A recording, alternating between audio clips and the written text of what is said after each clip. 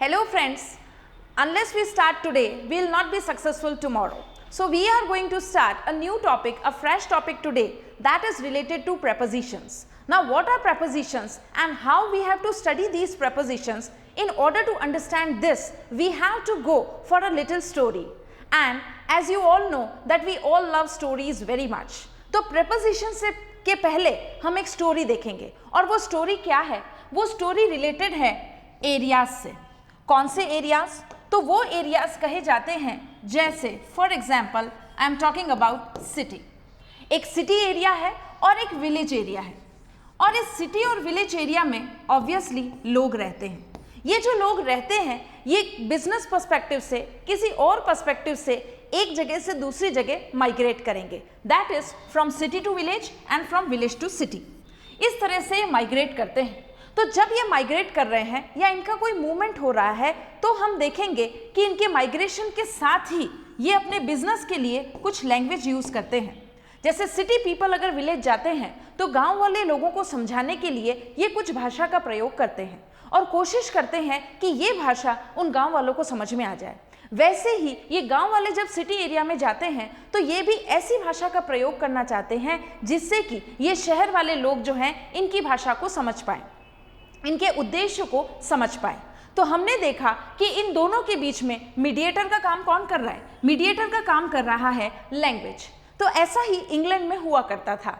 क्या हुआ करता था कि जब भी एक जगह से दूसरी जगह पे माइग्रेशन होता था लोगों का for purposefully a business purpose, तो उस समय होता क्या था? तो इस बिजनेस पर्पस के लिए ये लैंग्वेज यूज की जाती थी और जो लैंग्वेज यूज की जाती थी वो आप सभी को अच्छी तरह पता है कि ये लैंग्वेज एक जगह से दूसरी जगह जाते ही हर 12 किलोमीटर पे इस लैंग्वेज का जो फॉर्मेट है, जो तरीका है, जो स्ट्रक्चर है वो चेंज हो जाता है। तो हर 12 किलोमीटर पे जब लैंग्वेज चेंज हो रही है तो हमें इस लैंग्वेज को कुछ ऐसे प्रिंसिपल्स बनाने होंगे जिससे ये लैंग्वेज कॉमन हो जाए। ठीक है, जैसा कि आपको पता है कि भक्ति आंदोलन हमारे भारत देश में हुआ था। भक्ति आंदोलन इतना फेमस क्यों हुआ? आज तक हम उसको क्यों पढ़ते आ रहे हैं? उसका कारण यह है कि भक्ति आंदोलन में जितने भी लोक संत हुए उन सभी ने क्या करा? स्थानीय भाषाओं का प्रयोग किया ताकि लोग उसको जल्दी से समझ सकें। उसी तरह से यहाँ पर जो लैंग्वेज का आदान प्रदान हो रहा है, हर 12 किलोमीटर की डिस्टेंस पर ये लैंग्वेज जो है ये थोड़ी सी चेंज हो जाती है। तो इस 12 किलोमीटर का जो डिस्टेंस है इस लैंग्वेज का, इसमें ये जो लैंग्वेज चेंज हो रही है इसमें कुछ ना कुछ चीज़ क्या होनी चाहिए? कॉमन होनी चाहिए।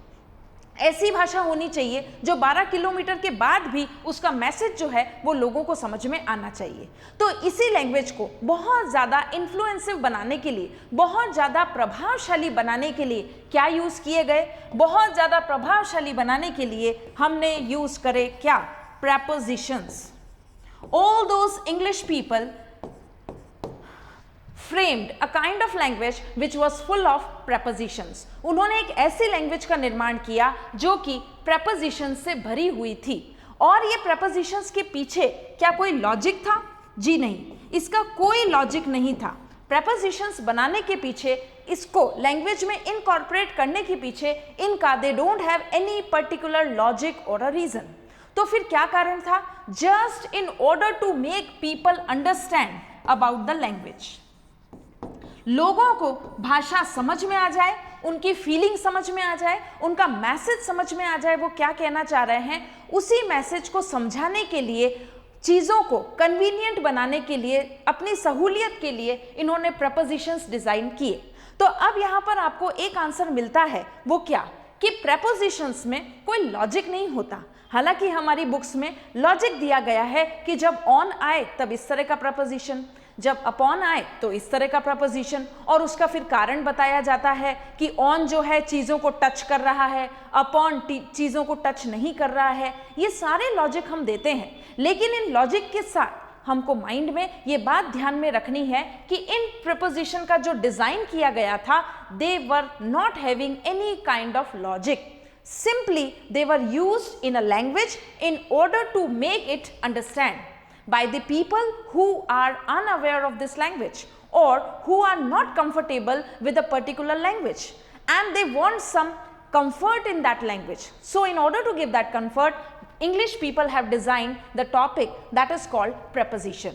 तो ये थी वो छोटी सी कहानी जो मुझे आपको सुनानी थी किससे पहले, हमारा टॉपिक प्रपोजिशन स्टार्ट करने से पहले, क्योंकि इसमें कुछ प्रपोजिशंस ऐसे हैं जिनके साथ हम लॉजिक लगाकर समझ सकते हैं, लेकिन कुछ प्रपोजिशंस ऐसे भी हैं जिनको आपको याद करना पड़ेगा, और वो प्रपोजिशंस कौन से हैं वो आपको मैं लिस्ट प्रोवाइड करा दूंगी। तो इस तरह से हमारा ये टॉपिक जो है वो कंप्लीट होगा। लेकिन अभी हमने इसकी स्टोरी देखी, अब इस स्टोरी के साथ ही अगर मैं आपसे एग्जाम्पल पूछना चाहूँ, जो कि 12 टाइम्स एग्जाम में ये क्वेश्चन आया हुआ है। क्या क्वेश्चन आया था कि Rita was invited, name can very, Rita was invited dash T, Rita को चाय पर बुलाया था। ठीक है, ये गाना भी है फेमस कि मेरी मम्मी ने तुम्हें चाय पर बुलाया है। तो अब चाय पर बुलाया है तो यहाँ पर बच्चे क्या लगा देंगे, यहाँ पर वो टी के साथ, इन्विटेशन के साथ लगा देंगे प्रपोजिशन ऑन।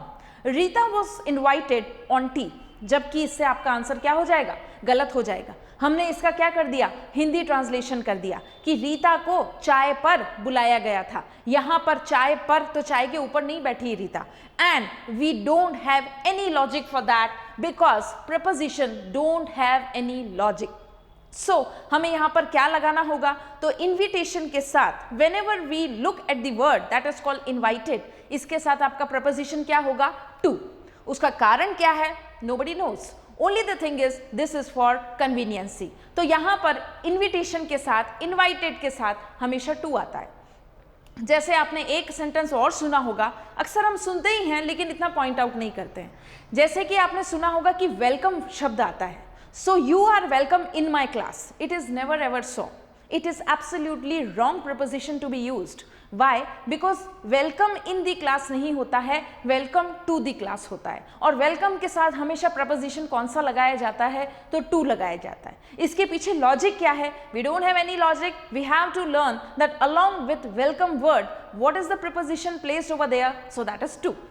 तो इस तरह से यहाँ पर कुछ वर्ड्स ऐसे हुए जो हमें याद करने हैं, लेकिन कुछ वर्ड्स ऐसे हैं जिनके लिए हमारे पास लॉजिक है, जिसमें हम सेंटेंस के अकॉर्डिंग उसमें लॉजिक लगा सकते हैं। ठीक है, तो वो जो प्रपोजिशंस हैं आइए वो डिस्कस कर लेते हैं। तो कहाँ पर कौन से प्रपोजिशन यूज करने हैं, उसके लिए हम थोड़ा सा मदद लेंगे किसका, पिक्चर्स का, क्योंकि पिक्चर्स हमारे माइंड में इम्प्रिंट हो जाती हैं, और उन्हीं प्रिपोजिशंस को अगर हम पिक्चर्स के साथ याद करें तो वो बहुत लॉन्ग लास्टिंग रहता है। इस वजह से ये पिक्चर्स के साथ हम प्रपोजिशन आज पढ़ने वाले हैं। इन पिक्चर्स के साथ आप देखिए कि कुछ प्रपोजिशंस भी यहाँ पर लिखे हुए हैं। The very first preposition is front. Front मतलब क्या होता है, हम सभी जानते हैं कि फ्रंट मतलब होता है सामने। तो अपोजिट मतलब क्या होता है, अपोजिट मतलब भी होता है सामने।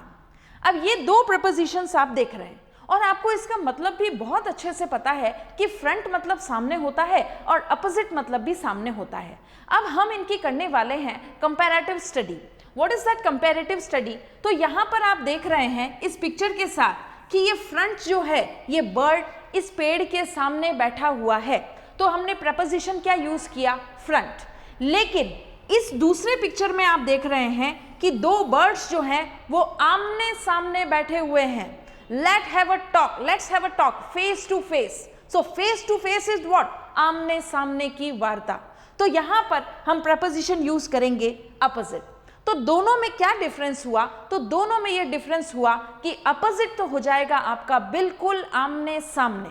तो जब आमना सामने की बात होगी तो यहां पर इस तरह का पिक्चर आपको याद रखना है, that is the preposition used for what, exactly face to face conversation. But if we are talking about front, so we mean to say what? We mean to say the place, that this is the object, और उस object के सामने अगर कोई बैठा है तो उसमें हम प्रपोजिशन क्या यूज करेंगे, फ्रंट। तो अब आपको क्या ये डिफरेंस समझ में नहीं आ रहा है कि यहाँ पर अपोजिट में बिल्कुल आमने सामने है और फ्रंट में क्या किया जा रहा है। देखिए इसको और एक अलग से डायग्राम से समझते हैं। जैसे ये आपका ऑब्जेक्ट हो गया ट्री। अब ये जो बर्ड यहाँ पर बैठा है, ये बर्ड या ये पर्सन जो है ये एग्जैक्टली इसके सामने बैठा हो ये जरूरी नहीं है। किस में जरूरी नहीं है, फ्रंट वाले में। फ्रंट वाला सिंपली इट मीन्स दैट इस ऑब्जेक्ट के सामने ये जो व्यक्ति है ये यहाँ भी बैठ सकता है, यहाँ भी बैठ सकता है और यहाँ भी बैठ सकता है। ये तीनों जो पोजीशंस हैं, इन तीनों ही पोजीशंस पे क्या मैं ऐसा नहीं बोल सकती कि that person is sitting front of the tree? तो यहां पर ये फ्रंट ही माना जाएगा, ये पोजीशन भी फ्रंट है, ये पोजीशन भी फ्रंट है और ये वाली पोजीशन भी फ्रंट है। तो तीनों ही पोजीशन आपकी कैसी हो जाएगी? फ्रंट वाले प्रपोजिशन को लेके साथ में चलेगी, जो कि हमारा एग्जाम में कंफ्यूजन रहता है कि फ्रंट कहाँ लगाएं और अपोजिट कहाँ लगाएं, क्योंकि हमें पता है, जैसे आपने बहुत सारी बुक्स में पढ़ भी रखा है कि prepositions are those words which are placed in front of what? Noun. Noun से पहले आते हैं, इसीलिए ये प्रेपोजिशंस कहे जाते हैं। लेकिन मैंने अपने टॉपिक की स्टार्टिंग कैसे करी? एक स्टोरी से करी। मैंने अपने टॉपिक की जो स्टार्टिंग करी है वो प्रेपोजिशंस की डेफिनेशन से नहीं करी है, क्योंकि एग्जाम में आपसे डेफिनेशन नहीं पूछी जाती, और पूछ भी ले तो आपको पता है कि प्रेपोजिशंस प्री यानी कि पहले, पोजीशन यानी कि प्लेस। तो पहले की प्लेस, किसके पहले की प्लेस? नाउन के पहले की प्लेस जो है उसको प्रपोजिशन कहा जाता है। लेकिन बात यह है कि एग्जाम पर्सपेक्टिव से हमें कितना आता है, हमारा कंफ्यूजन कहां पर कौन से एरियाज में है, वो मैं आपके लिए फिल्टर करके लाई हूं। तो कंफ्यूजन हमारा यहां पर रहता है कि फ्रंट और अपोजिट वाला प्रपोजिशन जो है वो कौन सी जगह पे, कौन से सेंटेंस में यूज होगा। So there is no room for doubt. यहां पर आपको साफ समझ में आ रहा है कि फ्रंट जो है ये एग्जैक्टली यहां पर भी हो सकता है, यहां पर भी हो सकता है और यहां पर भी हो सकता है। ये तीनों जगह क्या हुई? फ्रंट प्रपोजिशन को लेके चलेगी ऑब्जेक्ट के सामने। लेकिन यहां पर क्या ये बर्ड इस तरह से यहां पर आ सकता है, यहां पर आ सकता है या फिर यहां पर आ सकता है? ऐसा बिल्कुल भी नहीं। इस प्रपोजिशन में opposite means just opposite, 90 degree angle बनेगा एकदम फेस टू फेस। तो इस तरह से ये हमारा प्रपोजिशन पिक्चर के थ्रू क्लियर हुआ that what is the difference between front end opposite. Got it? Next देखते हैं हम। नेक्स्ट हमारा प्रपोजिशन है बिहाइंड। बिहाइंड यानी कि क्या होता है? पीछे। और थ्रू, थ्रू यानी कि क्या होता है? थ्रू यानी कि इन का सेंस लेके चलता है। कैसे? देखते हैं पहले बिहाइंड वाले प्रपोजिशन को हम। बिहाइंड प्रपोजिशन क्या है? तो बिहाइंड प्रपोजिशन आपको पिक्चर से समझ में आ रहा है कि ये जो बर्ड है ये ट्री के पीछे है। तो जब ट्री के पीछे है तो हम कौन सा प्रपोजिशन यूज करेंगे? Behind. Someone is standing behind the curtains. कोई पर्दे के पीछे छिपने की कोशिश कर रहा है। The bird is behind the tree. तो यहां पर आपको ये बर्ड पूरा नहीं दिखाई दे रहा है, अधूरा ही दिखाई दे रहा है। क्यों? बिकॉज यहां पर ये ट्री के पीछे छिपा हुआ है। तो यहां पर मैंने प्रपोजिशन लगाया बिहाइंड। तो ये पिक्चर आपको याद में रखनी है, इससे आपको ध्यान रहेगा कि बिहाइंड प्रपोजिशन कहां पर एप्लीकेबल होता है। नेक्स्ट देखें। नेक्स्ट एग्जांपल हमारा जो है प्रपोजिशन का वो थोड़ा सा इंटरेस्टिंग है, जिसको हम कहते हैं थ्रू। अब ये बर्ड जो है ये पानी में डाइविंग करता हुआ जैसा दिखाई दे रहा है। अब ये थ्रू क्या है? थ्रू यहां पर दो चीजों के लिए आता है। कौन सी दो चीजों के प्रपोजिशंस के लिए आता है वो हम डिस्कस करेंगे, लेकिन उससे पहले मैं आपको एक चीज याद दिलाना चाहूंगी कि थ्रू जो है उसके लिए हमारे पास क्या होना चाहिए? क्लोज्ड एरिया होना चाहिए। एक बात आप ध्यान रखें कि जब भी थ्रू प्रपोजिशन का हम प्रयोग करेंगे तो उसके लिए क्या होना चाहिए? As if we are talking about a closed area. वो क्लोज्ड एरिया मूर्त भी हो सकता है और अमूर्त भी हो सकता है। देखिए, किसी भी क्लास को समझने के लिए अगर आप कोई भी वीडियो अगर आप देखते हैं या क्लासेस देखते हैं, बेशक देखते ही होंगे, तो वो क्लासेस में देखने के पहले अपने आप से कुछ क्वेश्चंस पुट अप करें। और वो क्वेश्चंस होने चाहिए कि ये क्लास अगर आप देख रहे हैं और दूसरी क्लास नहीं देख रहे हैं तो ये क्लास देखने का कारण क्या है? वो पॉइंट्स आपके दिमाग में आने चाहिए that what are the basic difference between the other videos and this class. तो ये पॉइंट्स अगर आपके जहन में आते हैं और माइंड में आते हैं कि नहीं ये क्लास में इसलिए देखता हूं क्योंकि इसमें एक्सप्लेनेशन पिक्चर्स के साथ समझाए जाते हैं, इसमें से जो एक्सप्लेनेशन है वो बुकिश बिल्कुल भी नहीं होते हैं, इसमें जो एक्सप्लेनेशंस हैं वो रूल्स पर बेस्ड बिल्कुल भी नहीं है, यहाँ पर मैंने आपको किसी तरह का कोई रूल नहीं बताया है। तो इस तरह के पॉइंट से आप जान सकते हैं कि ये कितनी एक्सक्लूसिव क्लास है। तो इस वजह से आप ये क्लास देखते हैं। तो तो ये पॉइंट्स आपके दिमाग में होने चाहिए कि अगर आपको कोई फ्रेंड पूछे कि अरे वो वाली क्लास इस क्लास से ज़्यादा अच्छी है, so why you are observing this class, तो आपके पास ये पॉइंट्स होने चाहिए, the reason behind why you are observing this class. तो यहाँ पर यही चीज़ को हम आगे एक्सटेंड करते हुए एक चीज़ समझ रहे हैं, दैट इज क्लोज्ड एरिया। यहाँ पर थ्रू के लिए क्या आएगा, हमेशा जब भी प्रेपोजिशन थ्रू वर्ड आपके सामने ऑप्शन में लिखा हो तो आपके माइंड में सबसे पहली बात क्या आनी चाहिए, क्लोज्ड एरिया। अब वो क्लोज्ड एरिया जो है वो मूर्त भी हो सकता है और अमूर्त भी हो सकता है। जैसे कैसे, तो जैसे में देखें, the train is going, the train is moving through the tunnel.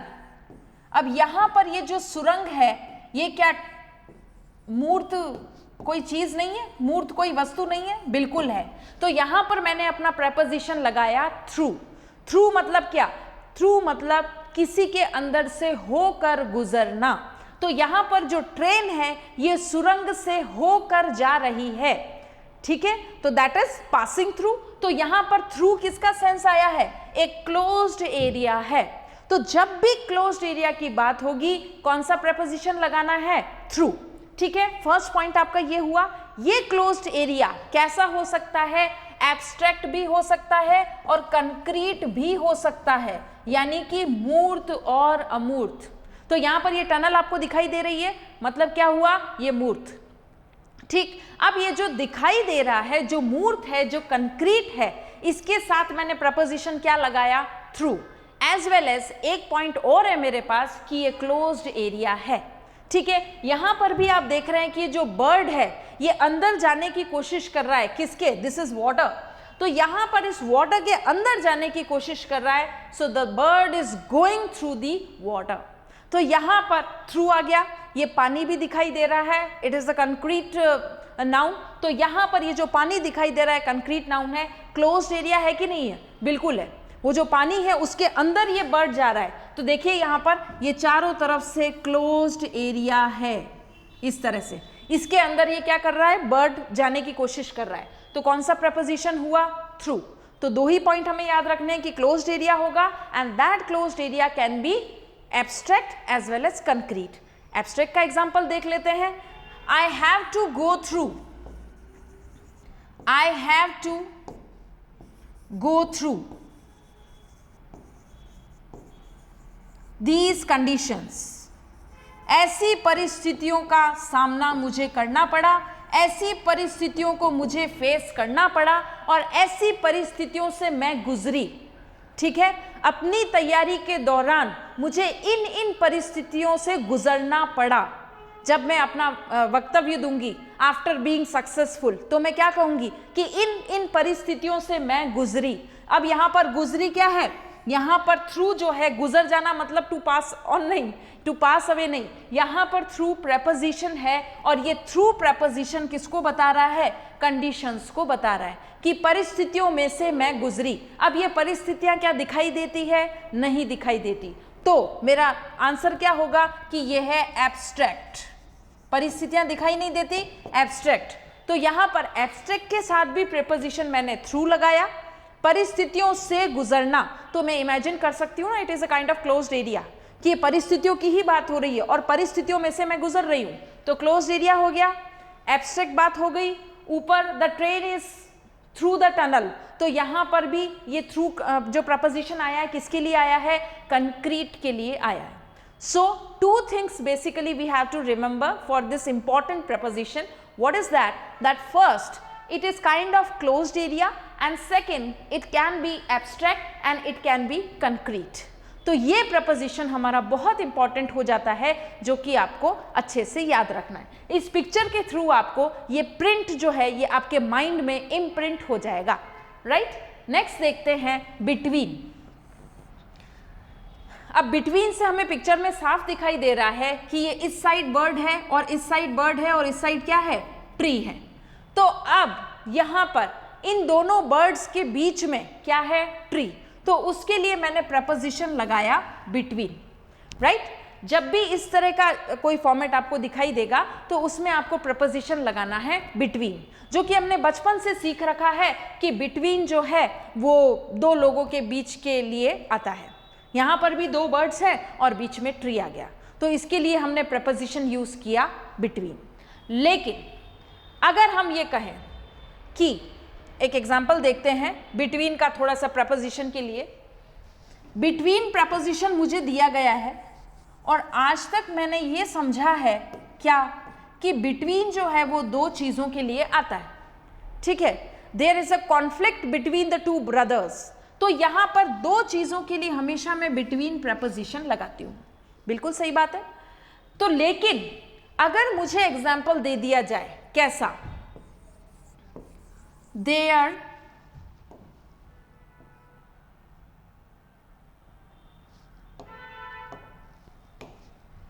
there is a match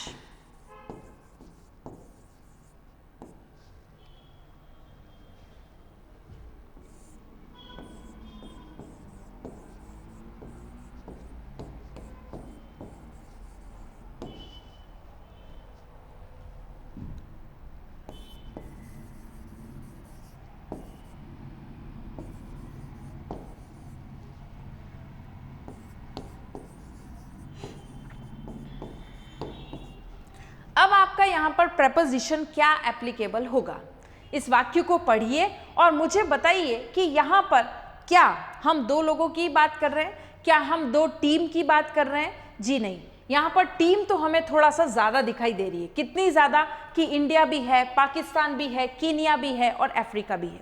team तो ज़्यादा हुई। अब मैंने डिसाइड कर लिया कि टीम ज़्यादा है, यानी कि दो की बात तो नहीं हो रही है। एक कॉन्सेप्ट मेरा ये क्लियर हुआ। दूसरा कॉन्सेप्ट देखिए कि जब मैंने इस पूरे सेंटेंस को पढ़ा तो उसके बाद में कंजक्शन कहाँ आ रहा है? कंजक्शन यहाँ आ रहा है, एंड, ठीक है, ये कंजक्शन आया। अब एंड कहाँ पर यूज होता है? एंड कंजक्शन जो यूज होता है ना वो दो चीजों के लिए होता है, इतना मुझे पता है। तो दूसरी बात मैंने ये थोड़ा सा रेक्टिफाई की कि यहाँ पर एंड आ रहा है। कहाँ पर आ रहा है? यहाँ पर। उससे पहले हमने कितनी टीम्स की बात कर ली है? India, Pakistan and Kenya. So 1, 2 and 3, तीन टीम की बात हमने कर ली और उसके बाद में हमने कंजक्शन लगाया एंड। और उसके बाद कितनी टीम है? एक ही टीम है, अफ्रीका। तो अब ये दूसरा पॉइंट मुझे ये पता चला कि यहां पर कंजक्शन एंड जो है तीन टीम के बाद लिखा जा रहा है। तो इस एंड के पहले वाला जो एरिया हो गया वो एक एरिया हो गया और इस एंड के बाद वाला जो एरिया हो गया वो दो हो गया। क्या मैं ऐसे कह सकती हूँ? This is the first part and this is the second part. And से पहले वाला भाग और एंड से बाद वाला भाग, ठीक है, यहां तक आपको समझ में आया। तो जब एंड से पहले वाला भाग और बाद वाला भाग 1 और 2, तो यहां पर ये 2 नहीं आ रहा है क्या? बिल्कुल आ रहा है। तो इस तरह से हम इसको जस्टिफाई करेंगे कि यहाँ पर चीजें तो बहुत सारी दे रखी है लेकिन कंजक्शन एंड कहाँ आया है? यहाँ पर। इससे पहले कितनी टीम है? 3 टीम की बात कर चुके हैं। तो अब यहाँ पर आप अमंग लगाना चाहेंगे कि 2 से ज्यादा व्यक्ति अगर हो, ज्यादा टीम हो तो हम अमंग लगाएंगे? ऐसा बिल्कुल भी नहीं है। It completely depends on the usage of English grammar, right. तो यहाँ पर यूसेज में हम देख रहे हैं कि ये एंड जो है ये डिवाइडिंग पार्ट बन रहा है। किसका? एक भाग इसका और एक साइड वाला, लास्ट वाला। तो इस तरह से ये चीजों को 2 भाग में डिवाइड कर रहा है। कौन? एंड। और जब भी 2 भाग में डिवाइड करेगा तो मेरा यहां पे आंसर क्या आएगा? Between and not among. इस तरह से आपको चीजों को अप्लाई करना है और यहां पर ये एप्लीकेबल कैसे होगा उसके लिए हम इतना सारा डिटेल इंफॉर्मेशन आपको प्रोवाइड करा रहे हैं। And that is the information which is related to applicable grammar, the usage of English grammar. So वापस यहाँ पर देखिए, there is a match between India, Pakistan, Kenya and Africa. तो यहाँ पर एंड कंजक्शन हमने आधार माना और एंड को आधार मान के हमने पूरे सेंटेंस को 2 पार्ट में डिवाइड कर दिया। तो जब 2 पार्ट में डिवाइड कर दिया सेंटेंस को, मतलब कि हमारा जो प्रपोजिशन है वो क्या आना चाहिए? वो बिटवीन आना चाहिए। बात समझ में आ रही है? तो इस तरह से हम कॉन्सेप्ट क्लियर करेंगे। अब यहाँ पर फर्स्ट और लास्ट भी क्या होता है, फर्स्ट और लास्ट भी प्रेपोजिशंस की कैटेगरी में आता है। नेक्स्ट आप देखें अराउंड। अराउंड किस रेफरेंस में प्रेपोजिशन के दायरे में आता है, तो अराउंड को हम मान सकते हैं अ काइंड ऑफ सर्कल, ठीक है, और अ रफ आइडिया, या तो आप इसको सर्कल कह सकते हैं या रफ आइडिया भी कह सकते हैं। सर्कल कैसे, जैसे the earth revolves around the sun, तो यहाँ पर अराउंड प्रपोजिशन आया और सर्कल में चक्कर लगा रही है पृथ्वी सूर्य के चारों ओर, तो हमने अराउंड प्रपोजिशन लगाया।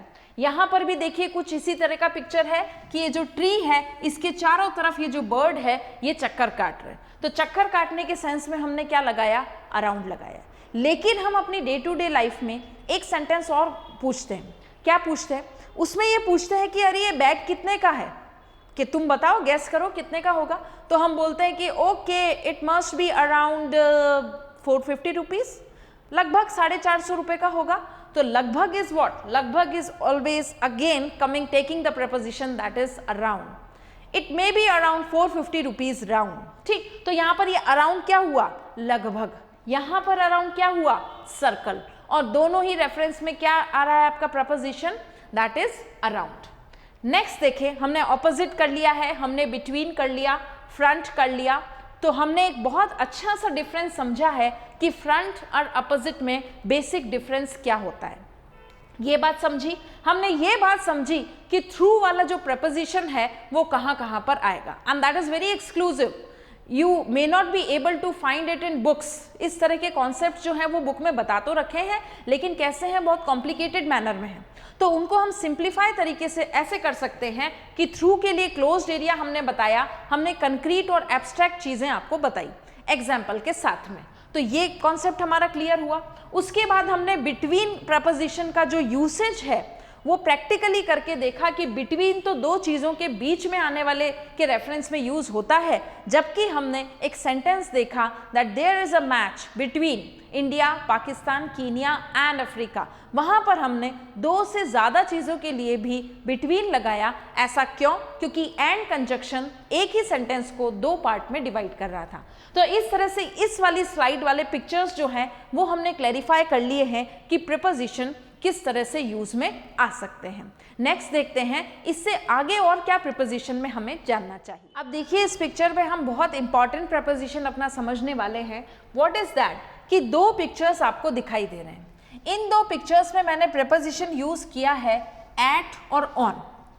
ऑन प्रीपोजिशन को हम पहले देखेंगे that there is a new roof on the house. अब यहाँ पर जो ऑन प्रीपोजिशन यूज हुआ है वो किसके लिए हुआ है, इस तरह के स्ट्रक्चर के लिए हुआ है कि घर पर, घर के ऊपर ये जो रूफ है ये क्या है, नहीं है, तो ये पूरा घर है और ये रूफ है, और ये रूफ जो है ये घर के क्या है, एग्जैक्टली ऊपर है, तो हमने प्रपोजिशन लगाया ऑन, ठीक है, that there is a new roof on the house. हालांकि इसको एरो से इसको अलग किया गया है, लेकिन ये एक साथ ही है, पूरे कंबाइंड फॉर्मेट में आती है कि घर के ऊपर वाली जो छत है वो कैसी है, नई है, तो इसके लिए हमने प्रपोजिशन यूज किया ऑन।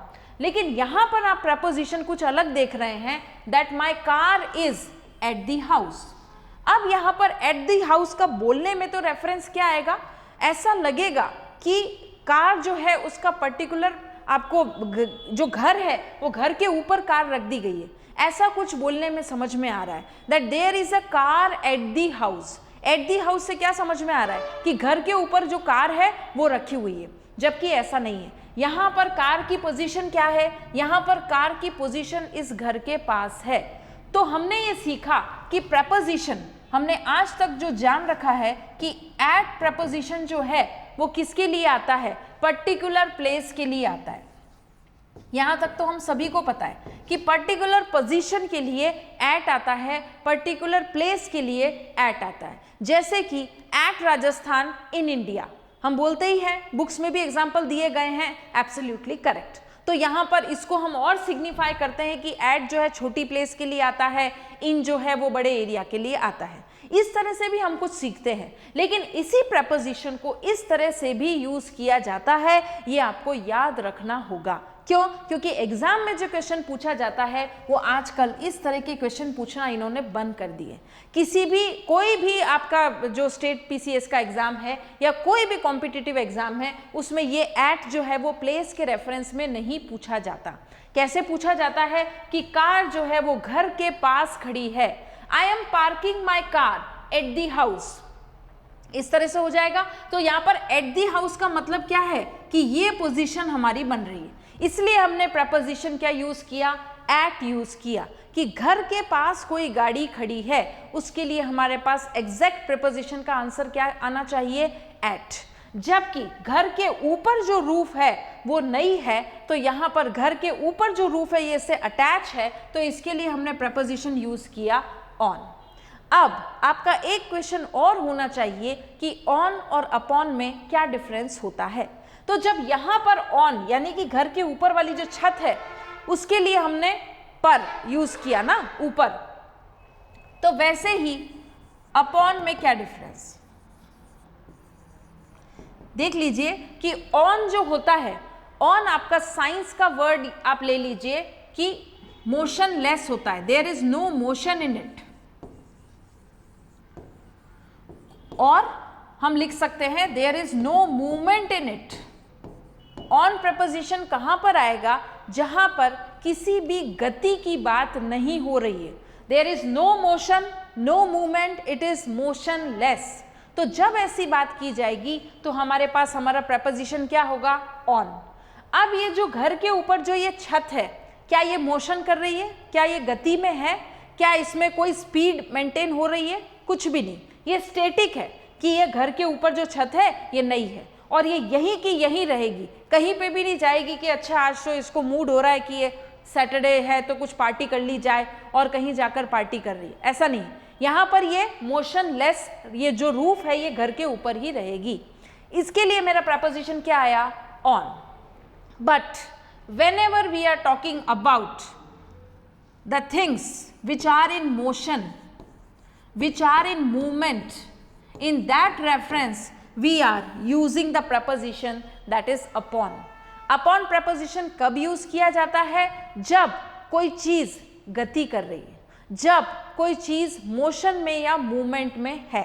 जैसे the cat is jumping upon the table, जैसे ही उसने ब्रेड का स्लाइस देखा वो अचानक से कूद पड़ी टेबल पर, ठीक है।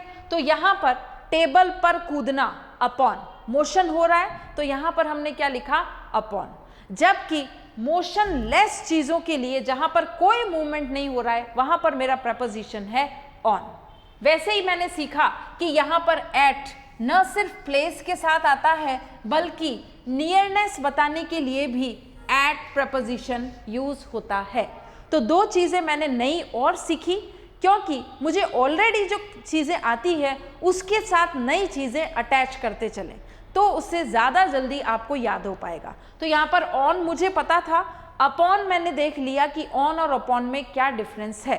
मुझे एट प्लेस के बारे में पता था, इसी के साथ मैंने एक नई चीज़ और जान ली कि घर के पास कोई चीज़ खड़ी है या किसी के भी पास कोई वस्तु है तो उसके लिए मैं क्या बोल सकती हूँ, सिचुएशन के लिए situated, the car is situated, the car is there near the house. तो यहाँ पर ये जो कार की प्लेसिंग है, जो पोजीशन है, उसके लिए मैंने प्रपोजिशन यूज कर दिया एट।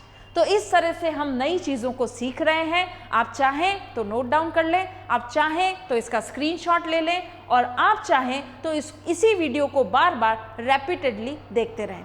तो देखिए नेक्स्ट स्लाइड और देखते हैं।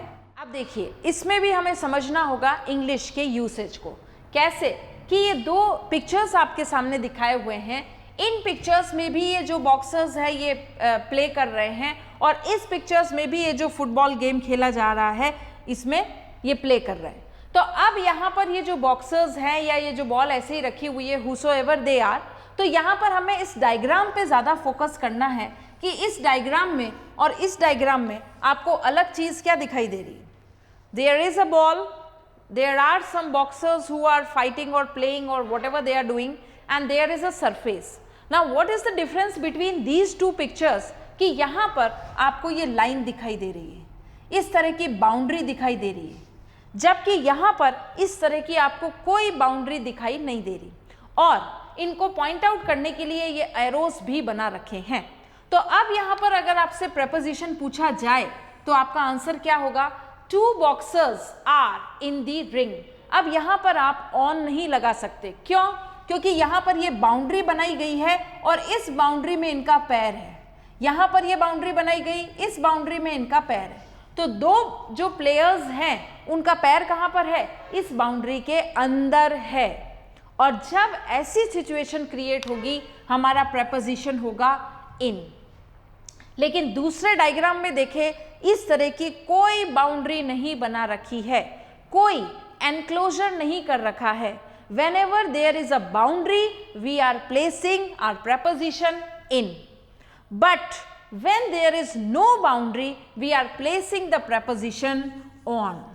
तो इसी वाक्य को अगर इस रेफरेंस में पूछा जाए तो आपका आंसर क्या होगा? on. The boxers are playing on the surface, on the this kind of ring. तो यहाँ पर आपका जो preposition हो जाएगा वो बदल जाएगा on. On is irrespective of what? Surrounding. इसमें हम कभी भी सराउंडिंग को काउंट नहीं करते। जैसे अभी तो हमने देखा ऑन और अपॉन का डिफरेंस, तो ऑन में कोई भी एनक्लोज्ड एरिया नहीं होता है, सिंपली सरफेस होता है। तो ये जो रिंग का सरफेस आप देख रहे हैं कैसा है? ये पूरा सरफेस है, इस सरफेस पर ये कहीं भी खेल सकते, ये एनक्लोज्ड नहीं है। तो इसके लिए मैंने यूज किया ऑन। ऑन प्रपोजिशन कब यूज किया जाता है? तो एक ही पॉइंट मेरे पास है कि देयर इज नो एनक्लोजर, जबकि इन में आपको एनक्लोजर मिलेगा। ठीक है, गेटिंग इट? इन में क्या मिलेगा?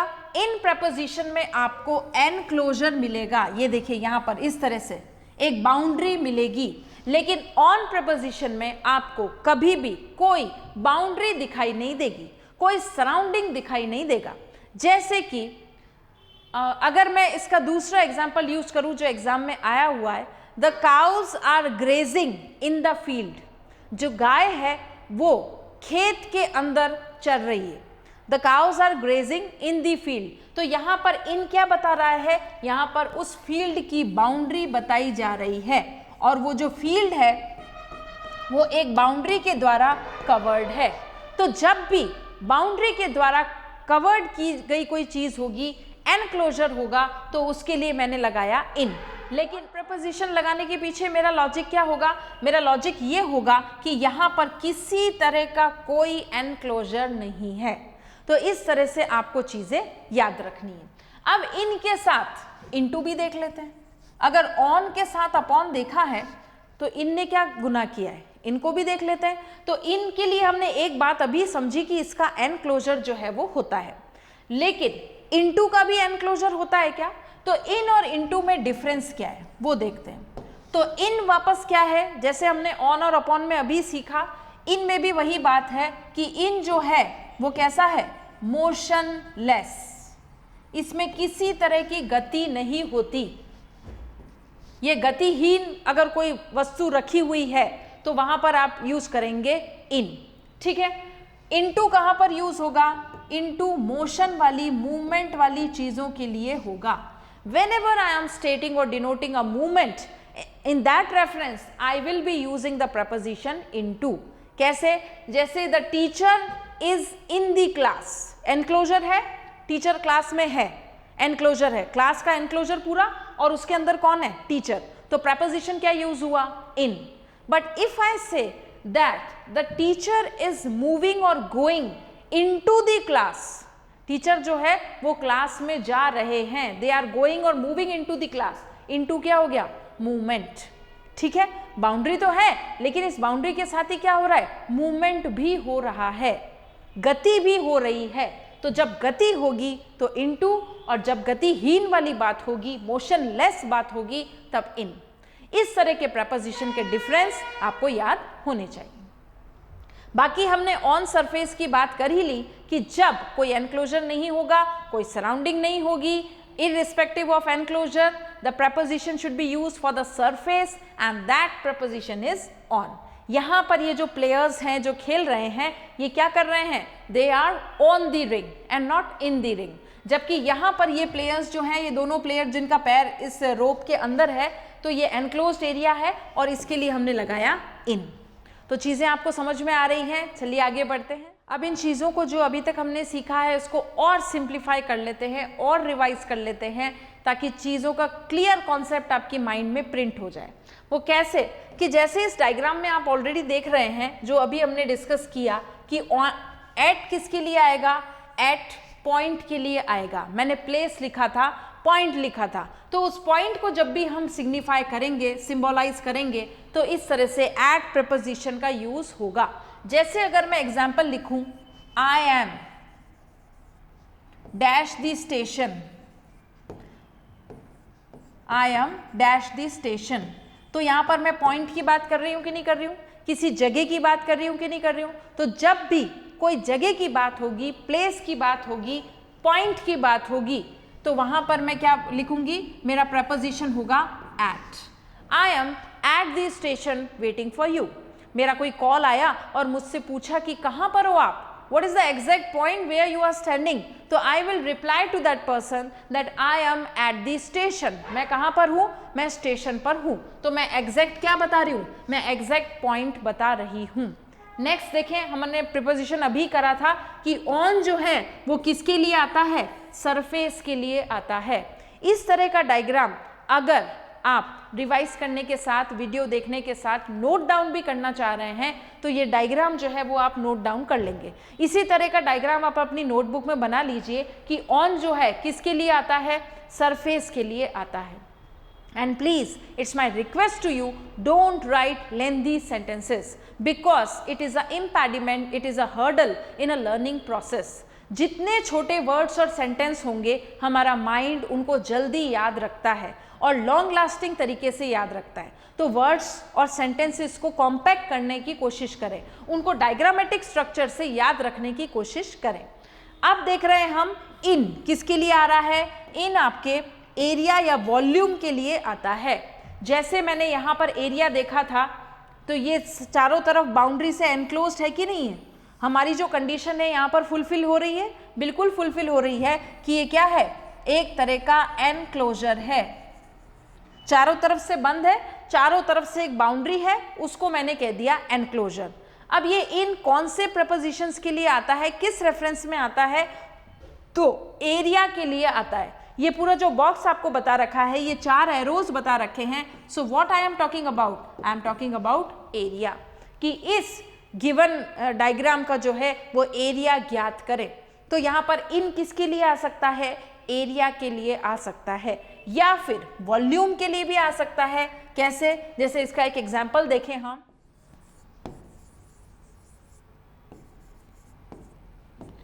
There is 5 liters of milk, there is 5 liters of milk dash the flask। Flask मतलब भी एक कंटेनर ही होता है, एक कोई भी चीज़ का कंटेनर जिसको हम कह सकते हैं फ्लास्क, भगोने टाइप से हमारे, तो ये फ्लास्क यानी कि कंटेनर। अब इस कंटेनर की ये मिल्क धारण करने की जो क्षमता है उसको हम क्या कहेंगे, वॉल्यूम। और यहाँ पर भी हमारा प्रपोजिशन क्या लगेगा, in. There is 5 liters of milk in the flask.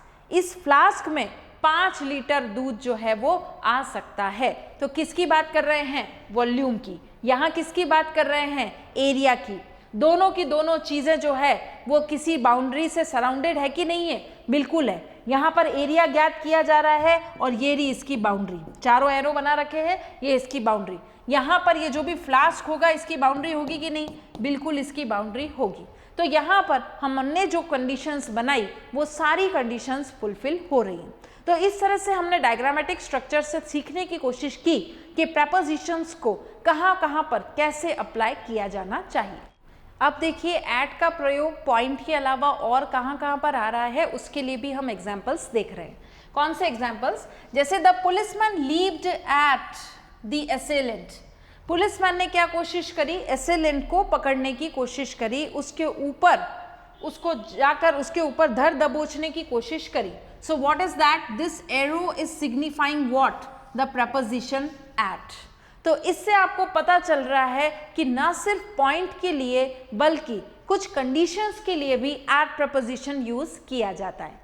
Next example देखें, the dog jumped at my face. अब यहाँ पर अगर ये प्रपोजिशंस हमने अच्छे तरीके से प्रैक्टिस नहीं कर रखे हैं तो हम यहाँ पर क्या लगा देंगे? ऑन लगा देंगे। The dog jumped on my face, on preposition यहाँ पर नहीं आएगा। क्यों नहीं आएगा? क्योंकि यहाँ पर हमने अभी पढ़ा था कि ऑन जो है वो स्टैटिक चीजों के लिए आता है, मोशनलेस चीजों के लिए आता है। My marker is lying on the table. यहाँ पर ये मोशन कर रहा है क्या? कोई मोशन नहीं हो रहा है, ये बस मार्कर जो है ये रखा हुआ है, इसमें कोई गति नहीं हो रही है। उस रेफरेंस में मैं क्या यूज करूंगी? ऑन। लेकिन यहाँ पर जो डॉग है वो जंप कर रहा है। कहाँ जंप कर रहा है? At the ladies face. तो यहाँ पर मेरा प्रपोजिशन जो होगा वो क्या होगा? Instead of on I will be using the preposition at. मेरे ऊपर कूदा, the dog jumped at my face, कूदने की कोशिश की, एंड रियली स्केयर्ड मी, और मैं रियली बहुत ज़्यादा डर गई। तो यहाँ पर एट प्रपोजिशन जो आया है वो किसके लिए आया है? वो आपके नियरनेस के लिए आया है कि ये जो डॉग है ये मेरे मुंह पर बिल्कुल मेरे मुंह के पास आ गया और मेरे ऊपर ही कूदने वाला था। तो यहाँ पर ये नियरनेस को बता रहा है, तो यहाँ पर आपका प्रपोजिशन हुआ एट। यहाँ पर नियरनेस को बता रहा है, यहाँ पर आपका प्रपोजिशन हुआ एट। वो कार जो खड़ी हुई थी घर के पास वो नियरनेस को बता रहा है, वहां पर आपका प्रपोजिशन हुआ एट। इस तरह से हम देख रहे हैं कि एट प्रपोजिशन का दायरा कितना बड़ा है वो हमें समझना है और देखना है। और देखिए इसके एग्जाम्पल्स, देखिए ये पिक्चर्स आपको हमेशा याद रहेंगे, आपके एग्जाम से पहले भी और आपके एग्जाम के बाद में भी ये पिक्चर्स आपको याद रहेंगे, और इन्हीं पिक्चर्स के साथ आपको प्रपोजिशन भी याद रहेगा। तो देखिए यहाँ पर एक और एट के एग्जाम्पल्स हम लेके आए हैं। We arrived at the house. यहाँ पर ये घर के पास है कि नहीं है? यहाँ पर घर के पास होने पर भी, नियरनेस बताने पर के लिए भी क्या यूज कर रहे हैं? प्रपोजिशन एट का प्रयोग किया जा रहा है।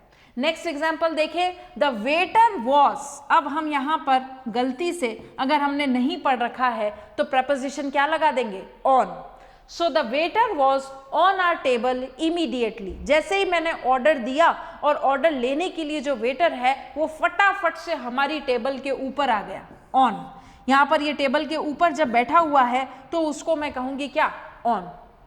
सो the waiter is neither either on the table. वो टेबल के ऊपर स्थित नहीं है, वो क्या है? वो फटाफट से अपना ऑर्डर लेने के लिए आया है। तो ऑन प्रपोजिशन यहाँ पर गलत होकर आपका प्रपोजिशन क्या आएगा? एट। सो एट यहाँ पर किसको बता रहा है? नियरनेस को बता रहा है। टेबल के पास आके खड़ा हो गया और अचानक से ऑर्डर पूछने लगा कि जी सर फरमाइए आपका ऑर्डर क्या है। तो the waiter is at our table immediately. We arrived at the house. The car was parked at the house. तो यहाँ पर एट द हाउस क्या हुआ कि कार जो है वो घर के पास खड़ी है। तो इस तरह से हमने जो एट प्रपोजिशन, बहुत कंफ्यूजिंग एक प्रपोजिशन है जो कि माइंड में बहुत तरह के क्वेश्चंस जो हैं वो राइज होते हैं इसके साथ ही। तो हमने डायग्रामेटिक स्ट्रक्चर्स के साथ देखा, पिक्चर्स के साथ देखा how to clarify this proposition that is at. आगे देखते हैं और क्या चीजें हैं। देखिए अब ये जो डायग्राम दिखाई दे रहा है आपको, इस डायग्राम में, इस पिक्चर में आप ये जो कैटल्स हैं, ये जो काउस है, ये सब बाउंड्री से सराउंडेड है। तो बाउंड्री से सराउंडेड होने पर हम यहाँ पर प्रपोजिशन क्या लगाएंगे? इन लगाएंगे, because there is a particular boundary from all four sides and the arrows are marked over here. तो यहाँ पर इस तरह के पिक्चर के लिए हमने अपना प्रपोजिशन क्या यूज किया? इन। लेकिन नेक्स्ट में देखें आप, द फ्रॉस्ट मेड, फ्रॉस्ट यानी कि बर्फ, ठीक है ना, बर्फ के गोले। The Frost made patterns on the window. Window पे क्या हो गया? ये बर्फ के गोलों से, बर्फ से क्या हो गया? इस तरह के जो पैटर्न्स हैं वो बन गए, ठीक है। इस तरह के पैटर्न्स जो हैं वो विंडो पे बन गए। तो इसके लिए मैं क्या यूज कर रही हूँ? ऑन प्रपोजिशन यूज कर रही हूँ। कारण क्या है? Because I am talking about surface.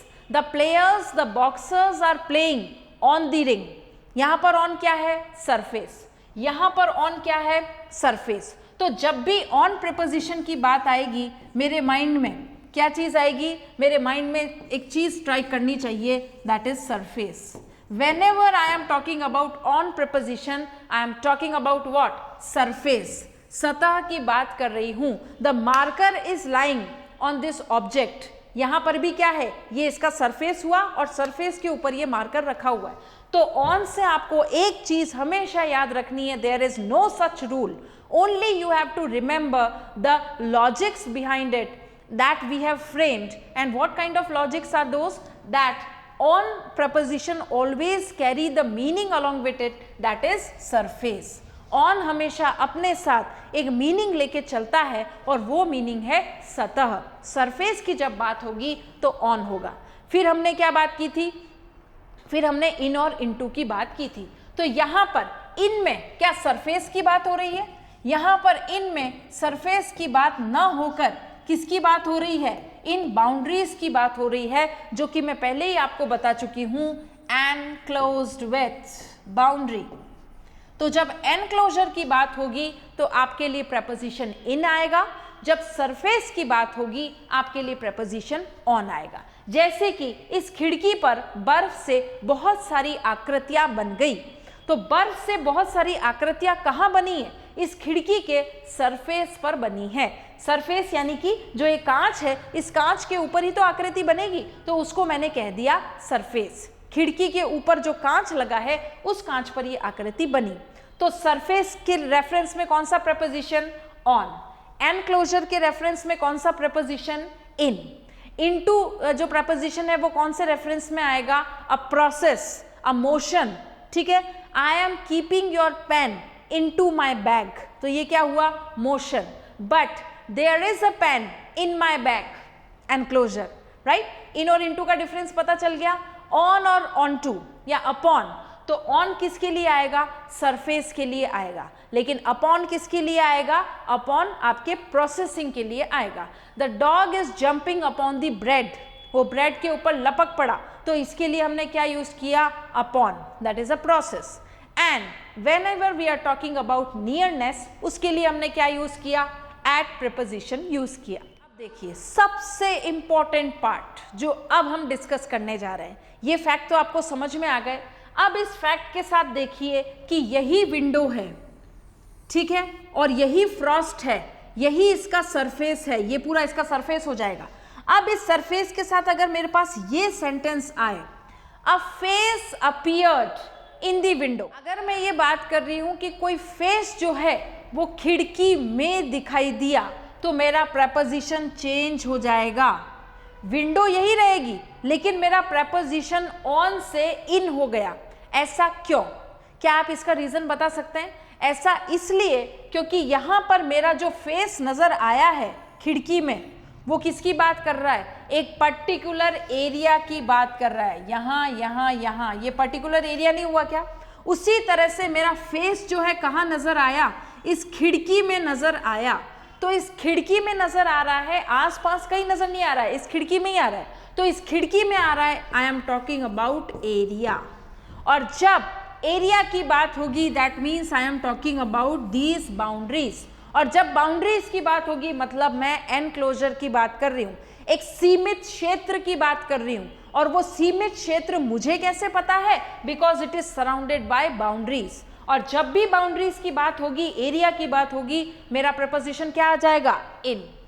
अब आपको समझ में आया कि कैसे ऑन और इन में हमें डिफरेंस करना है डिपेंडिंग ऑन दी सेंटेंस। अब देखिए यहाँ पर भी खिड़की थी, यहाँ पर भी खिड़की थी, लेकिन वाक्य के अनुसार मेरे प्रेपोजिशन चेंज हो गए। तो मेरे पास कुछ ऐसे कॉन्सेप्ट नहीं होने चाहिए क्या, जिससे मुझे पता चले कि कहाँ पर कौन से प्रेपोजिशन लगाने हैं। तो यहाँ पर आपको ध्यान रखना है कि ये फ्रॉस्ट की आकृति कहाँ बनी है, खिड़की पर बनी है, ऑन द सरफेस। तो सरफेस के लिए मेरे पास प्रीपोजिशन ऑन है, लेकिन मेरा फेस जो है वो इस खिड़की में दिखाई दे रहा है, मतलब इतना ही। ये जो बाउंड्री बना रखी है, ये जो एरिया है, इस एरिया के अंदर ही मेरा जो मुख की आकृति है, मेरे जो फेस की इमेज है वो डेवलप हो रही है। वो यहाँ यहाँ यहाँ डेवलप नहीं हो रही है, वो सिर्फ इसी एरिया में डेवलप हो रही है। इस वजह से मैं जब एरिया की बात करूंगी, एनक्लोजर की बात करूंगी, तो मेरे पास प्रेपोजिशन होगा इन। वापस से बात करते हैं एरिया की, एनक्लोजर की। कैसे? अब ये घर देख रहे हैं आप, इस घर के चारों तरफ देखिए कुछ हरियाली है और कुछ एरोज बने हुए हैं, ठीक है। अब ये जो एरोज बने हुए हैं, तो आपको क्या दिखाई दे रहा है कि बीच में तो घर है and it is surrounded by some particular area. Sentence क्या दिया है? There are 5 rooms in the house. इस घर के अंदर कितने कमरे हैं? 5। बाउंड्री हुई कि नहीं हुई? बाउंड्री कौन सी? घर की बाउंड्री। घर के अंदर 5 कमरे हैं तो घर की बाउंड्री हो गई। मैंने क्या लगाया? Preposition in. Which has a lovely fire place in the living room. और यहां पर फायर प्लेस कहाँ है? फायर प्लेस की बाउंड्री भी है लिविंग रूम। ये जो लिविंग रूम की बाउंड्री बनी हुई है, इसके अंदर क्या है? आग जलाने वाली जगह भी है जहां पर हाथ तापते हैं। तो यहां पर इन जो है वो प्रपोजिशन आया है। क्यों? क्योंकि लिविंग रूम की एक बाउंड्री है, घर की एक बाउंड्री है, तो जब भी बाउंड्री की बात करेंगे तो हमारे पास एक ही प्रपोजिशन है इन। अब यहां पर this house is surrounded bye a particular boundary, तो भी हमारा प्रपोजिशन क्या आएगा? इन। ठीक है, तो यहां पर प्रपोजिशन इन आने का कारण क्या है? Because again and again it is surrounded bye boundary. फिर से एट देखते हैं, क्योंकि मुझे एट का प्रपोजिशन आपको याद कराना है। किसी भी तरह से आपको एट के प्रपोजिशन में गलती नहीं होनी चाहिए, तो उसके लिए हमारे पास फिर से पिक्चर्स हैं। Tom is waiting for his sister at the bank, nearness बता रहा है। Sue spent the whole afternoon at the fair, nearness बता रहा है। तो जहां पर भी नियरनेस, वहां पर आपका जो प्रपोजिशन है यूजुअली क्या आएगा? फिर से इसको रिवाइज कर लेते हैं। ये कैटल्स अभी तक ग्रेज ही कर रही हैं, काउस ग्रेज ही कर रही हैं, तो जब बाउंड्री होगी तो यहाँ पर मैंने लगाया इन। जब बाउंड्री नहीं होगी, केवल सरफेस की बात होगी, देखिए यहाँ पर कोई बाउंड्री नहीं है, no such boundary is there, only surface is there. तो जब सरफेस की बात हो रही है, not enclosed by a fence, fence यानी कि दीवार, तो यहाँ पर मेरा प्रपोजिशन क्या लगाया मैंने? ऑन। क्यों लगाया? उसके आंसर के लिए आपके पास लॉजिक है that it is not surrounded by any boundary, but this figure we are having a particular boundary in preposition I. Nouns denoting enclosed spaces such as field or a window take both on and in. Window के reference में हमने क्या देखा था? On और in. There is a frost images on the window but I look my face in the window. ठीक है, the prepositions have their normal meanings with these nouns. On is used with a space when it is considered as surface, in when the space is presented as an area. जब भी area की बात होगी इन, surface की बात होगी on. 3 players are practicing on the field. अब यहाँ पर इन द फील्ड क्यों नहीं हुआ? Because we are talking about what? We are talking about surface. यहाँ पर सरफेस की बात हो रही है, तो सरफेस में हमने क्या प्रपोजिशन लगाया? ऑन। लेकिन जब एरिया की बात होगी, हमारा प्रपोजिशन क्या होगा? इन। तो इस तरह से बहुत कोई अद्भुत प्रपोजिशन आपसे नहीं पूछे जाएंगे। ऐसे ही प्रपोजिशन पूछे जाते हैं जो बहुत प्रैक्टिकल हैं, लेकिन उस प्रैक्टिकल में भी हम गलती कर बैठते हैं क्योंकि हमें कॉन्सेप्ट्स नहीं पता है। तो इस तरह से अब मैंने बहुत सारे एग्जाम्पल्स के साथ में आपको समझा दिया है एट कहाँ आ रहा है, ऑन कहाँ आ रहा है और इन कहाँ आ रहा है, राइट। तो इसमें हम बहुत सारे प्रपोजिशंस देख चुके। इन प्रपोजिशन हमारा हो गया है। आप इस डायग्राम में भी देख सकते हैं कि ट्री के अंदर जो है वो बर्ड है, तो अंदर के सेंस में हमने इन यूज किया। बाउंड्री है कि नहीं? ट्री की बाउंड्री है, तो अंदर के सेंस में।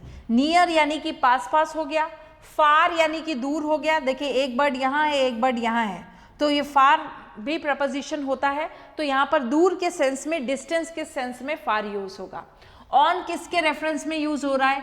ऑन जब हम सरफेस की बात करते हैं, ये ट्री का ऊपर का सरफेस है और इसके ऊपर ये बर्ड बैठा हुआ है, तो यहाँ पर कौन सा प्रपोजिशन आ जाएगा? ऑन।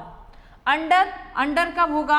अंडर जब होगा जब ये पेड़ के नीचे कोई बर्ड बैठा हुआ है, उस रेफरेंस में हमने अंडर यूज किया। The bird is sitting under the tree.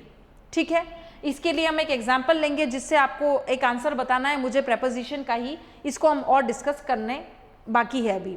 अब यहाँ पर किस रेफरेंस में होगा? अब उस रेफरेंस में होगा कि कोई भी सरफेस है, उससे ऊपर ये बर्ड जो है ये फ्लाई कर रहा है अप इन द स्काई, तो अप रेफरेंस आता है ऊपर के लिए, डाउन रेफरेंस आता है नीचे के लिए, लेकिन ओवर जो प्रेपोजिशन है वो आपके किस रेफरेंस में आता है? देखिए ऑन, तो यहाँ पर ये ट्री के ऊपर बर्ड बैठा हुआ है, सरफेस के ऊपर बैठा हुआ है, ऑन प्रेपोजिशन हमने लगा लिया, इसकी पूरी रामायण हम सुन चुके। उसके बाद हम देख रहे हैं क्या? ओवर। अब ये ओवर किस रेफरेंस में है? ओवर आपको याद रखना है कि ओवर जैसे ये ट्री है, ट्री के जस्ट एडजेसेंट ऊपर ये बर्ड जो है वो उड़ रहा है, जस्ट एडजेसेंट, बिल्कुल ऊपर। तो जब बिल्कुल ऊपर होगा तो ओवर। तो अबव कब होगा? अब देखिए ओवर और अबव की कहानी जान लेते हैं।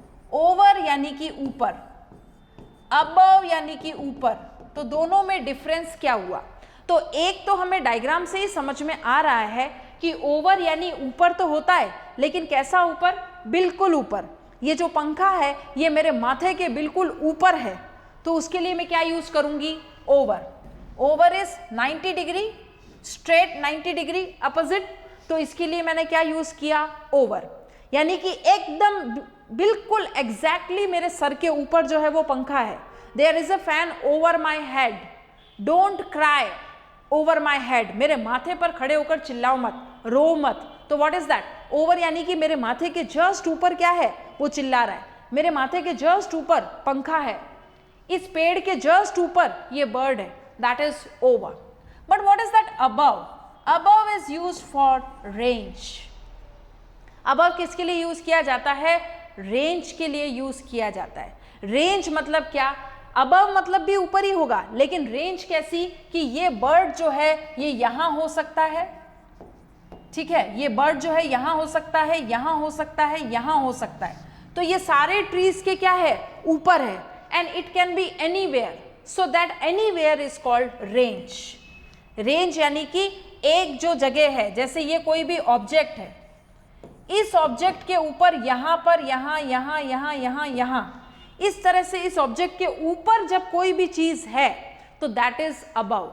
And it is not exactly in this position. अगर एग्जैक्टली जैसे ये ऑब्जेक्ट हुआ और इस ऑब्जेक्ट के जस्ट ऊपर ये ऑब्जेक्ट है, तो जब ये इस तरह की पोजीशन है तभी मैं क्या कहूंगी? ओवर यूज करूंगी। But what is this? When we are talking about range, उसके लिए मैं क्या यूज करूंगी? ऊपर तो है लेकिन अबव। एग्जैक्टली ऊपर नहीं है लेकिन ऊपर है। Up above the world so high like a diamond in the sky. तो यहाँ पर अप अबव क्या? हमारे ऊपर जो है वो आसमान है। अब हमारे ऊपर एकदम एग्जैक्टली ऊपर थोड़ी है, एग्जैक्टली ऊपर तो इस रूम की जो दीवार है, जो फेंस है, जो सीलिंग है वो है, और उस सीलिंग के ऊपर क्या है? आसमान है। तो यहाँ पर ये आसमान जो है ये एग्जैक्टली ऊपर है, ऊपर तो है लेकिन एग्जैक्टली ऊपर नहीं है, ये कहीं भी हो सकता है, सर्वव्यापी है, चारों तरफ है। तो उसके लिए मैंने क्या यूज किया? Above.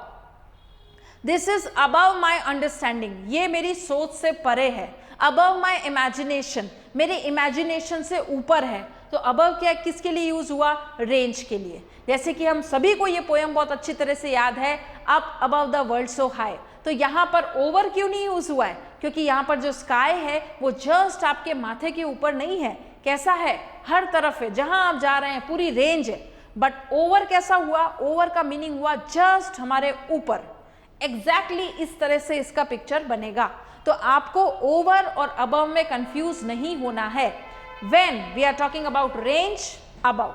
When we are talking 90 degree angle, in that reference we will be using over. ठीक है, तो इस तरह से प्रेपोजिशन आपको याद हुए। लेकिन यहां पर अगर मैं एक सेंटेंस लिखूं,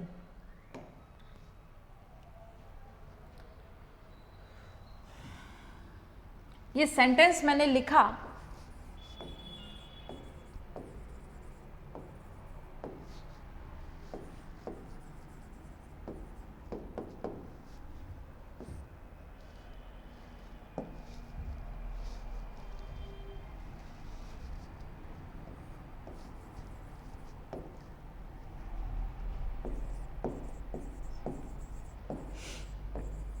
अगर ये सेंटेंस में लिखूं और इससे पूछूं, इससे तो नहीं पूछ सकती, आपसे ही पूछूंगी कि यहां पर एप्रोप्रिएट प्रपोजिशन क्या होगा, तो आपका आंसर क्या रहेगा? The man is sitting dash the shade of a tree.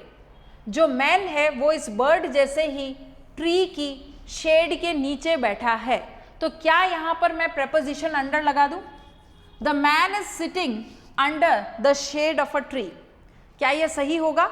यहाँ पर यह सही नहीं होगा, अंडर प्रेपोजिशन आपका यहाँ पर गलत हो जाएगा। यहाँ पर मेरा प्रेपोजिशन होगा इन। ऐसा क्यों? The man is sitting in the shade of the tree. यहाँ पर ये जो व्यक्ति है ये पेड़ के नीचे नहीं बैठा जैसे ये बर्ड बैठा है। The bird is sitting under the tree, absolutely correct. तो अभी तक हमने बहुत सारे प्रपोजिशंस देखे, सीखे। अब उनको हम वापस रिवाइज करते हैं, और वो रिवाइज जो हम कर रहे हैं वो एक क्विक रिवीजन जैसा होगा। इट्स अ रिव्यू, ठीक है। हमने ऑन और अपॉन के बीच में डिफरेंस समझा कि ऑन और अपॉन के बीच में क्या डिफरेंस है। ऑन जो है एक हमारा स्टेटिक है और अपॉन जो है वो प्रोसेसिंग में होता है। इन जो है हमारा मोशन लेस है और इनटू जो है वो हमारा मोशन के साथ में। जब भी इनटू वर्ड का यूज किया जाएगा that is along with motion. फिर हमने डिस्कस किया कि अंडर और इन में क्या डिफरेंस है। तो under the tree, the bird is sitting under the tree, ये हमने बात की थी। लेकिन एक एग्जाम्पल मैंने लिखा था कि द मैन इज सिटिंग। अब यहां पर प्रपोजिशन आपका चेंज हो जाएगा। The man is sitting in the shade of the tree. यहां पर in the shade of tree क्यों आया, अंडर द क्यों नहीं आया? वो इस वजह से क्योंकि यहां पर प्रपोजिशन में ये जो ट्री है और इस ट्री की जो शेड है वो कहां तक जा रही है, यहां तक, और यहां तक ये जो शेड जा रही है, इसकी जो छाया पड़ रही है, इसकी जो शेडो पड़ रही है, उसमें वो व्यक्ति जो है वो बैठा हुआ है। तो अब यहां पर क्या आप प्रपोजिशन अंडर लगाएंगे? क्योंकि अंडर तो क्या था, जस्ट उस चीज के नीचे। ये जो पेड़ है इसके एग्जैक्टली नीचे अगर कोई बर्ड बैठा है, जैसा कि हमने पिक्चर में देखा था, तो उसके लिए हम अंडर यूज कर रहे हैं। लेकिन यहाँ पर ये जो व्यक्ति है ये किसके नीचे बैठा है? ये शेड के नीचे बैठा है, पेड़ की छाया के नीचे बैठा है। तो एग्जैक्टली पेड़ के नीचे नहीं बैठा है, ये पेड़ की जो छाया आ रही है ये वाली, इसके नीचे बैठा है। तो यहाँ पर ये जो पेड़ की छाया में बैठा है इसकी बन रही है एक बाउंड्री, और जब भी बाउंड्री बनेगी तो हमारे पास एक ही प्रपोजिशन है इन। Whenever we are talking about a particular area, उस एरिया, वो जो एरिया है वो कौन सा वाला एरिया है? पेड़ की छाया जहां तक जा रही है वो वाला एरिया। और एरिया की बात हो रही है तो हमारा प्रपोजिशन इन हो जाएगा, ना कि अंडर। तो ये डिफरेंस आपको समझना है कि हमेशा पेड़ के नीचे अंडर प्रपोजिशन ही यूज किया जाए। This is a conventional way of thinking. हम परंपरागत तरीके से सोच रहे हैं कि जैसा हम अभी तक पढ़ते आए हैं वही अप्लाई कर रहे हैं, लेकिन आपको पता है कि जो आज तक हम करते आ रहे हैं उससे कोई नतीजा नहीं निकला। तो हम जो आज तक करते आ रहे हैं उसमें जो चेंज करेंगे तभी हमारी जिंदगी में भी परिवर्तन आएगा। तो इसी परिवर्तन को साथ देखते हुए हम क्या कर रहे हैं, एग्जाम्पल के थ्रू, पिक्चर्स के थ्रू इन प्रपोजिशन को समझ रहे हैं। तो यहाँ पर आपने इन और अंडर की भी बात कर ली, फिर आपने बात की थी अपोजिट और फ्रंट की। तो अपोजिट और फ्रंट में क्या डिफरेंस है? तो अपोजिट और फ्रंट में भी हम बात कर चुके हैं कि अपोजिट मतलब बिल्कुल आमने सामने होता है, लेकिन फ्रंट में क्या होता है? फ्रंट में मतलब सामने। अब वो सामने कहीं पे भी हो सकता है, एग्जैक्टली सामने होने की जरूरत नहीं है। तो वैसे ही हमने बात करी थी किसकी? अबव और ओवर की। अबव और ओवर की भी हमने यही बात की थी कि ओवर जो होता है वो एग्जैक्टली ऊपर होता है, लेकिन अबव जो होता है वो उस रेंज में होता है। जैसे कि हमने लाइन भी देखी थी, up above the world so high. तो यहाँ पर अप अबव द वर्ल्ड क्या है कि इस दुनिया के ऊपर आसमान है, लेकिन क्या उस आसमान और दुनिया के बीच में और कुछ भी नहीं है? उसके बीच में है ना। जैसे अगर मैं इस कमरे में खड़ी होकर बात कर रही हूँ तो आसमान और मेरे बीच में क्या है? ये सीलिंग है। तो ये सीलिंग बीच में हुई तो वो एग्जैक्टली आसमान मेरे ऊपर नहीं है। तो इसके लिए मेरा प्रपोजिशन जो आएगा वो क्या आएगा? अबव आएगा। जबकि अगर मैं बोलूं कि there is a fan over my head, यानी कि मैं बात कर रही हूं कि फैन और मेरे माथे के बीच में, सिर के बीच में और कोई वस्तु बीच में नहीं है, exactly over, that is exactly ऊपर। तो इस सेंस में मैंने ओवर यूज किया था। तो इस तरह से जब हम प्रपोजिशंस पढ़ते हैं तो हम अपने एग्जाम्पल्स को देखते हुए ही इनका आंसर देते हैं, न कि जो हमने याद कर रखा है उसके अकॉर्डिंग। हम क्या करते हैं, जो हमने प्रपोजिशंस पढ़ रखे हैं उसके अकॉर्डिंग अपना आंसर देने की कोशिश करते हैं, लेकिन हमारा आंसर किसके अकॉर्डिंग होना चाहिए? हमारा आंसर एग्जाम्पल के अकॉर्डिंग होना चाहिए। जो सेंटेंस दिया हुआ है उस सेंटेंस के अकॉर्डिंग होना चाहिए। तो आपके प्रपोजिशंस जो हैं वो they will keep on changing. Why? Because the sentence keeps on changing. तो इस तरह से आपको ध्यान रखना है कि प्रपोजिशंस अप्लाई करते वक्त सेंटेंस का मीनिंग क्या आ रहा है, उसका रेफरेंस क्या आ रहा है, तभी हम इन चीज़ों को अच्छे से समझ पाएंगे। So keep learning, keep moving in your life and don't forget to like, share and subscribe this Acharya channel. Okay friends, thank you all of you. Next time we'll be meeting again with a fresh topic, with a fresh mood, and then we will be proceeding towards a new world of English journey.